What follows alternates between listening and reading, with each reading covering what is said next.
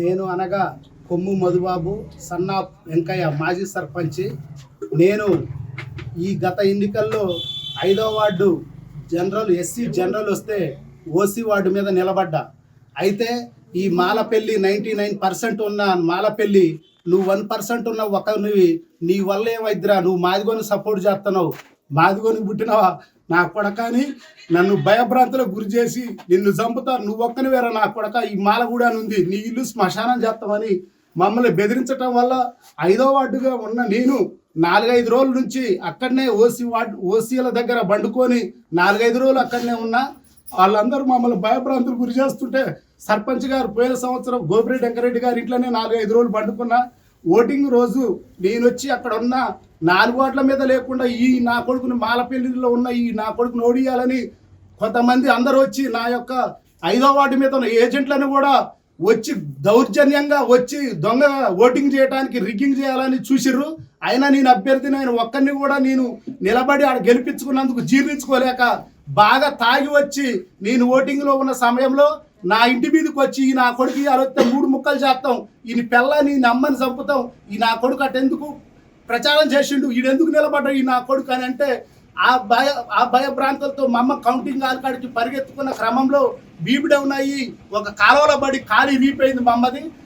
దీని ఓటింగ్ తదనంతరం బయటకు వస్తుంటే నాకు ఒకళ్ళు మీ అమ్మ కాలు ఇరిగింది ఇట్లా జరిగింది మీటి మీద అనగానే నేను భయభ్రాంతులకు గురయ్యి సర్పంచ్ గారికి తదితర నా వ్యక్తులకు చెప్తే రారా నువ్వు గెలిచినావు, నీ ఇంటికన్నా దోలేస్తుంటే నేను ఇవాళ రాని రేపు వస్తానా. అయినా కూడా మా కార్యకర్తలు వచ్చి నన్ను ఆడ దోలిన సందర్భం.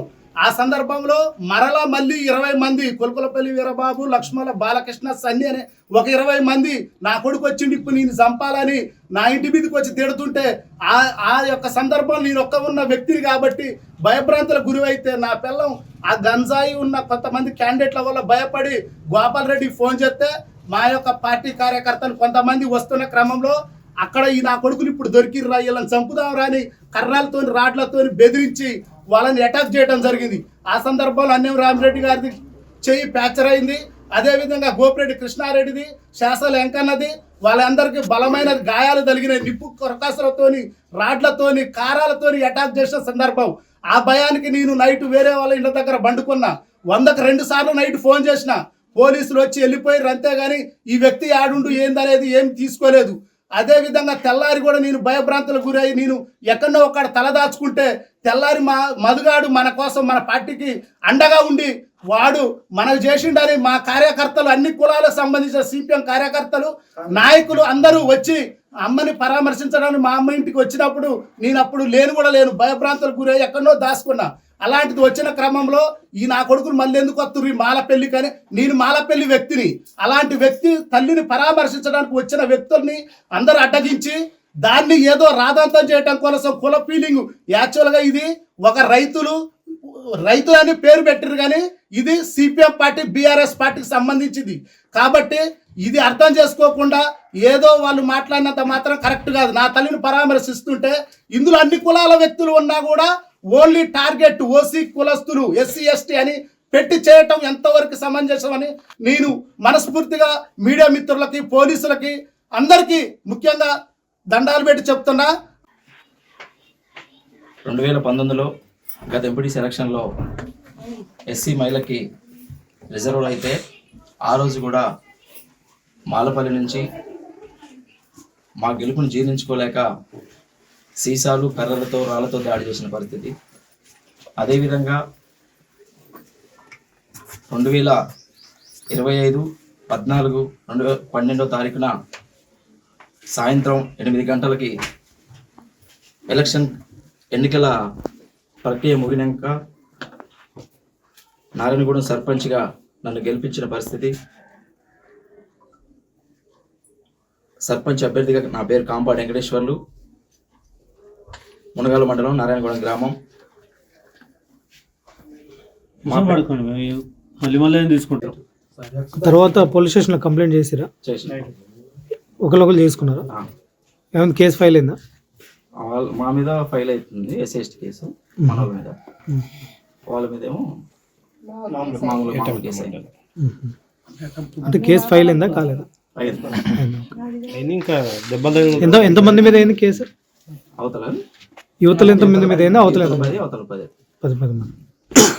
నా పేరు బచ్చలకొర స్వరాజ్యం.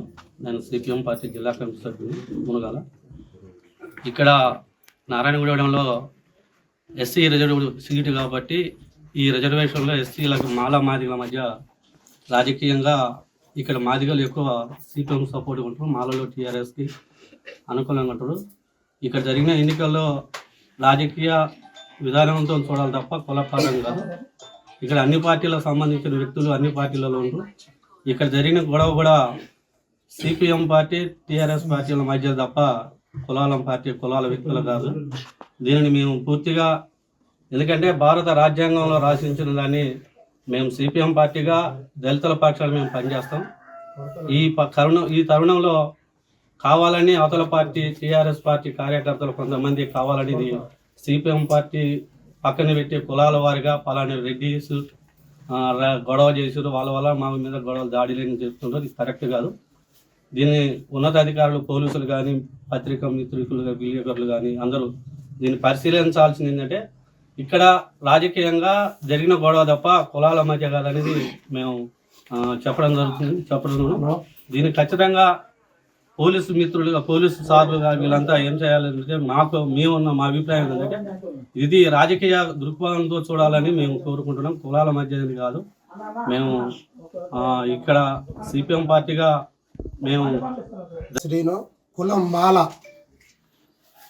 5వ వార్డు మధుబాబు గెలిచిండని ఇంతకుముందు కూడా ఒకసారి ఇంటి మీదకి వచ్చి కొట్టిరు 5 ఏళ్ళగా ఎలక్షన్లకు ముందు.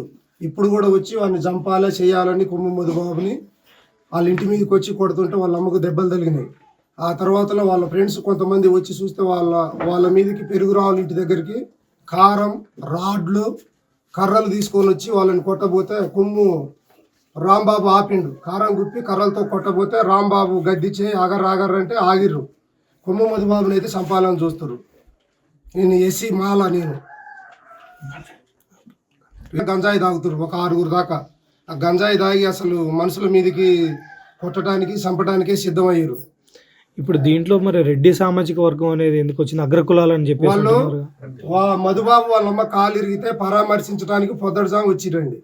మళ్ళా పరామర్శించడానికి వచ్చిన వాళ్ళని మీకు ఇక్కడ ఏం పని ఏంటికి వచ్చిరని చెప్పి వాళ్ళే కొంతమంది గంజాయి తాగిన బ్యాచ్ గురికి వచ్చి సర్పంచ్ గారిని గల్లా బట్టి గుంజబోతుంటే పక్కన వాళ్ళు వద్దని నెట్టిరు తప్ప పక్కన వాళ్ళు పిల్లగాళ్ళు ఎవరో 1-2 దెబ్బలు వేసిరు. వాళ్ళొక దెబ్బ తప్ప సర్పంచ్ని కొట్టడానికి ఆ గంజాయి తాగిన అబ్బాయి ఈరబాబు, కొలకొలపల్లి ఈరబాబు వచ్చి గల్లా బట్టి సర్పంచ్ని కొట్టడానికి అటాక్ చేసిండు. సర్పంచ్ ఊకనే రోడ్డు నుంచి నడిచి వస్తుంది. ఆ క్రమంలో పక్కన ఉన్న వాళ్ళు అతన్ని నెట్టేసారు.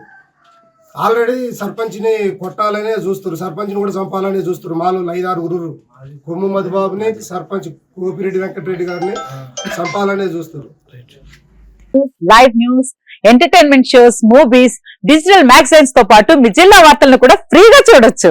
ఇంకెందుకు ఆలస్యం, వెంటనే హిట్ టీవీ యాప్ ని డౌన్లోడ్ చేసుకుని ఫ్రీగా ఎంటర్టైన్మెంట్ పొందండి. Hit TV app. Hit TV app. Please download hit TV app. Hit TV app ని ఫ్రీగా డౌన్లోడ్ చేసుకుని ఎంజాయ్ చేయండి. మీకు నచ్చిన ఎంటర్టైన్మెంట్ కోసం హిట్ టీవీ యాప్ ని ఫ్రీగా డౌన్లోడ్ చేసుకుని ఎంజాయ్ చేయండి. హిట్ టీవీ యాప్ ని డౌన్లోడ్ చేసుకుని ఆస్వాదించండి, ఆశీర్వదించండి. ఇంతమంది సెలబ్రిటీలు హిట్ టీవీ యాప్ ని డౌన్లోడ్ చేసుకోండి అని చెప్తున్నారంటే ఎంత మంచి యాప్ ఆలోచించండి.